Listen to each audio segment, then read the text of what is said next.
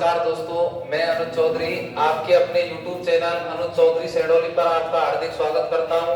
और आज अपन पढ़ेंगे प्रकाश के बारे में और प्रकाश का दूसरा पार्ट है। आज पहला भाग हमने कल कवर किया प्रकाश के बारे में, कल सीखा कुछ, और आज सीखेंगे प्रकाश के बारे में आगे। तो देखो अपन बात करें कि यानी जो प्रकाश है, प्रकाश का एक सिद्धांत दिया था सबसे पहले, तरंग सिद्धांत। और जो ये तरंग सिद्धांत दिया था, ये दिया था हाइगेंस नामक वैज्ञानिक ने। कि प्रकाश का जो तरंग सिद्धांत है ये दिया था सबसे पहले हाइगेंस ने, और सिद्धांत का नाम रख दिया जिसे कहते हैं हाइगेंस का तरंग सिद्धांत। कि वैज्ञानिक हाइगेंस के द्वारा प्रकाश के संदर्भ में दिया गया सिद्धांत हाइगेंस का तरंग सिद्धांत कहलाता है। और हाइगेंस के इस तरंग सिद्धांत के अनुसार प्रकाश की जो प्रकृति बताई गई है वो कैसी बताई गई है? तरंग प्रकृति के, अर्थात वैज्ञानिक हाइगेंस के तरंग सिद्धांत के अनुसार प्रकाश तरंग प्रकृति का होता है। कैसी प्रकृति का होता है? तरंग प्रकृति का होता है। ऐसे ही बात करें अपन कि जो प्रकाश की तरंग प्रकृति है, अर्थात ये प्रकाश तरंगें कैसी होती हैं? तो ये अनुप्रस्थ होती है। कैसी होती है? अनुप्रस्थ प्रकृति की होती है। तरंगें दो प्रकार की होती हैं, एक को कहते हैं अनुप्रस्थ तरंगें और द्वितीय जो प्रकार होता है उनको कहते हैं अनुदैर्घ्य तरंगें। जबकि ये जो प्रकाश तरंगें हैं ये कैसी प्रकृति की होती है? अनुप्रस्थ प्रकृति की होती है, अर्थात प्रकाश एक प्रकार की अनुप्रस्थ तरंग है। क्या प्रकाश तरंगें अनुप्रस्थ प्रकृति की होती हैं। इसके बाद में अगला क्वेश्चन पूछेगा कि प्रकाश तरंगें कैसी प्रकृति की और कह सकते हैं इनको? तो प्रकाश तरंगें विद्युत चुंबकीय प्रकृति की भी होती है। कैसी प्रकृति की होंगी? विद्युत चुंबकीय प्रकृति की। क्यों? क्योंकि प्रकाश तरंगें निर्वात में भी क्या करती हैं? गमन करती हैं। इस कारण प्रकाश तरंगों को विद्युत चुंबकीय प्रवृत्ति का भी माना गया है। क्या प्रकाश तरंगें कैसी प्रवृत्ति की भी मानी गई है? विद्युत चुंबकीय प्रवृत्ति की। इसके बाद में बात करें कि ये जो विद्युत चुंबकीय प्रवृत्ति मानी गई थी प्रकाश तरंगों की, ये किसने मानी थी, अर्थात किसने बताया था इसके बारे में? तो याद रखना है वैज्ञानिक मैक्सवेल के अनुसार। किसके अनुसार भाई? वैज्ञानिक मैक्सवेल के अनुसार प्रकाश विद्युत चुंबकीय प्रवृत्ति का होता है। कैसी प्रकृति का होता है? विद्युत चुंबकीय प्रकृति का। अब वैज्ञानिक हाइगेंस ने जो सिद्धांत दिया था वो तो था अपना तरंग सिद्धांत। अब इसके बाद वैज्ञानिक न्यूटन आए और न्यूटन ने दूसरा सिद्धांत दिया जिसे कहते हैं न्यूटन का कण का सिद्धांत। क्या न्यूटन द्वारा प्रकाश के संदर्भ में दिया गया सिद्धांत न्यूटन का कण का सिद्धांत है। कौन सा सिद्धांत है भाई? न्यूटन का कण का सिद्धांत। क्या वैज्ञानिक न्यूटन के अनुसार, किसके अनुसार? वैज्ञानिक न्यूटन के अनुसार प्रकाश कण के समान व्यवहार करता है। किसके समान व्यवहार करता है? कण के समान। क्या वैज्ञानिक न्यूटन के अनुसार, अर्थात न्यूटन के कण का सिद्धांत के अनुसार प्रकाश कण प्रकृति का होता है, अर्थात कण के समान व्यवहार दर्शाता है। कण का सिद्धांत के अनुसार प्रकाश की कुछ घटनाओं की व्याख्या कण प्रकृति के द्वारा होती है, जबकि वैज्ञानिक हाइगेंस के तरंग सिद्धांत के अनुसार प्रकाश की कुछ घटनाओं की गणना तरंग प्रकृति मानकर की जाती है। और न्यूटन के अनुसार प्रकाश की कुछ घटनाओं की व्याख्या कण प्रकृति मानकर की जाती है। इन दोनों वैज्ञानिकों में मतभेद हुआ, जबकि बाद में जैसे प्रकाश की घटनाओं की खोज हुई, प्रकाश की घटनाओं का अध्ययन हुआ, तो बाद में पता चला कि दोनों वैज्ञानिकों की बात जो थी वो कैसी थी भाई?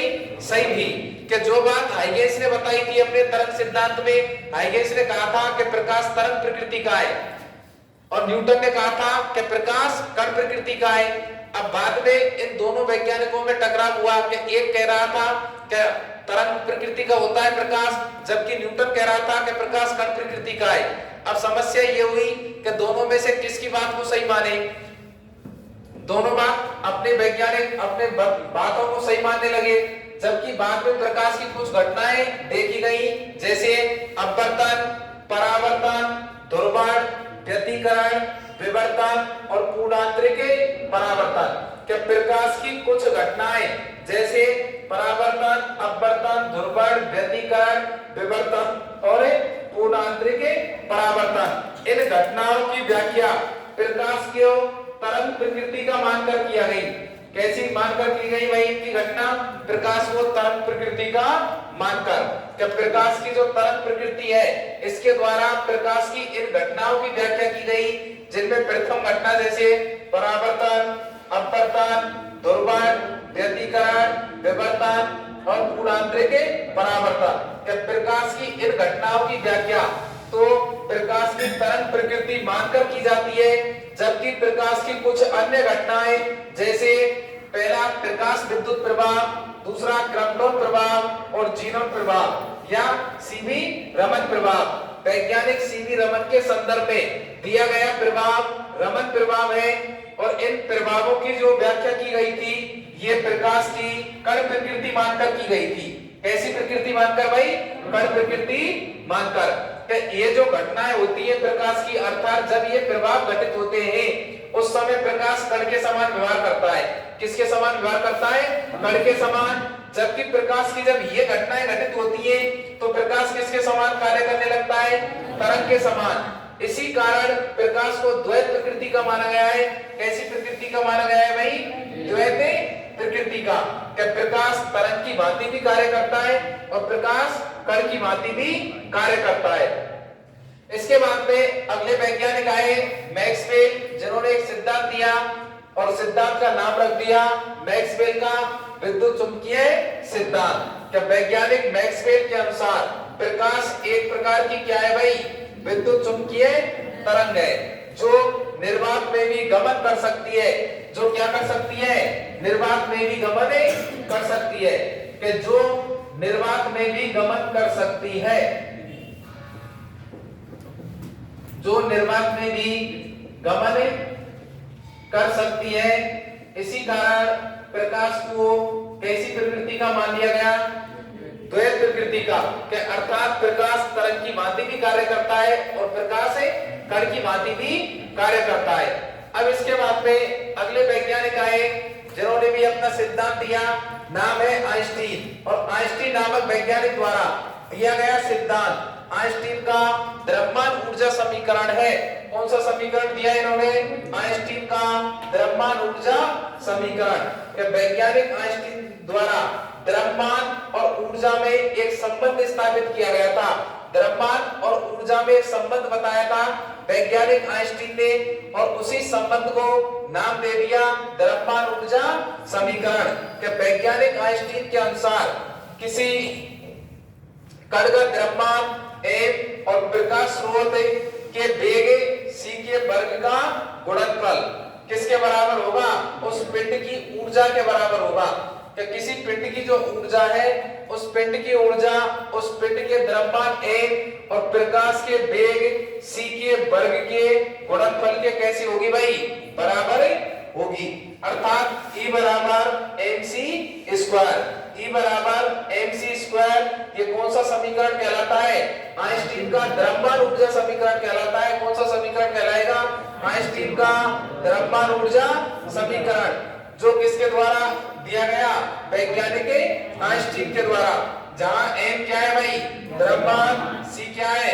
प्रकाश का वेग और E क्या है यहाँ पर? ऊर्जा। E क्या है यहाँ पर? ऊर्जा। क्या आइंस्टीन के द्रव्यमान ऊर्जा समीकरण जो है वो निम्न है, अर्थात इस प्रकार है E बराबर mc स्क्वायर। इसके बाद में बात करें अपन वैज्ञानिक मैक्स प्लैंक की, तो वैज्ञानिक मैक्स प्लैंक ने भी प्रकाश के संदर्भ में एक सिद्धांत दिया जिसे कहते हैं मैक्स प्लैंक का क्वांटम सिद्धांत। कौन सा सिद्धांत दिया था भाई मैक्स प्लैंक ने? क्वांटम सिद्धांत। कि वैज्ञानिक मैक्स प्लैंक द्वारा दिया गया सिद्धांत क्वांटम सिद्धांत है। कौन सा सिद्धांत है? क्वांटम सिद्धांत। कि इस सिद्धांत के अनुसार किसी प्रकाश स्रोत से, मैक्स प्लैंक के क्वांटम सिद्धांत के अनुसार किसी प्रकाश स्रोत से प्रकाश छोटे छोटे बंडल अथवा पैकेटों के रूप में आता है। किसके रूप में आता है? छोटे छोटे बंडल अथवा पैकेटों के रूप में आता है। और इन छोटे छोटे बंडल अथवा पैकेटों को, इन छोटे छोटे बंडल अथवा पैकेटों को सम्मिलित रूप से क्वांटा कहा था। इसने क्या कहा था भाई? क्वांटा। क्या वैज्ञानिक मैक्स प्लैंक के द्वारा किसी प्रकाश स्रोत से प्रकाश छोटे छोटे बंडल अथवा पैकेटों के रूप में आता है और ऊर्जा के इन बंडल अथवा पैकेटों को मैक्सवेल द्वारा क्वांटा कहा गया। क्या कहा गया? क्वांटा। जबकि वैज्ञानिक आइंस्टीन की बात करें, किसकी बात करें भाई? आइंस्टीन की। क्या वैज्ञानिक आइंस्टीन द्वारा क्वांटा को फोटोन नाम दिया गया। क्या नाम दिया गया? फोटोन। और वैज्ञानिक आइंस्टीन ने बताई कि ये जो फोटोन है अर्थात जो क्वांटा है, ये जो ऊर्जा के बंडल है जो किसी प्रकाश स्रोत से आ रहे हैं, इनकी जो ऊर्जा का मान होगा वो कितना होगा? E बराबर h न्यू। क्या है? फोटोन की जो ऊर्जा होगी वो कितनी होगी भाई? E बराबर h न्यू। जहां E क्या है? ऊर्जा। E क्या है? जहां फोटोन की ऊर्जा। h क्या है? प्लांक के नियतांक। क्या वैज्ञानिक मैक्स प्लांक के संदर्भ में दिया गया एक नियतांक है अर्थात एक कांस्टेंट राशि है और जिसका जो मान है वो होगा 6.62 into 10 की पावर -34। ये किसका मान है भाई? प्लांक नियतांक के h का मान है। और यहाँ पर न्यू क्या है? प्रकाश की आवृत्ति।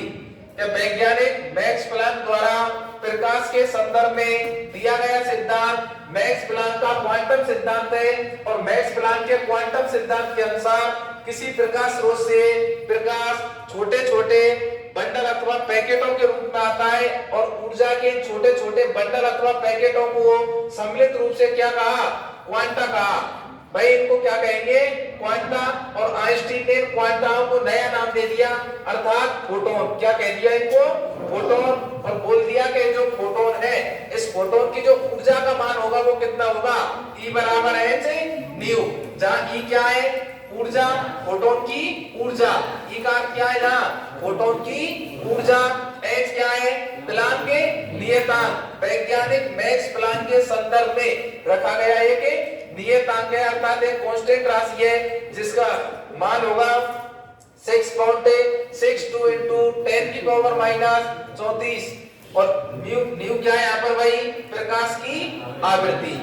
यह है और इसके बाद में पढ़ेंगे भाई अपन कल आगे। और आपको क्लासें कंटिन्यूअस मिलती रहेगी सभी को। और चैनल को सब्सक्राइब करें, लाइक करें और कंटिन्यूअस आपको क्लासें मिलती रहेंगी। Thank you.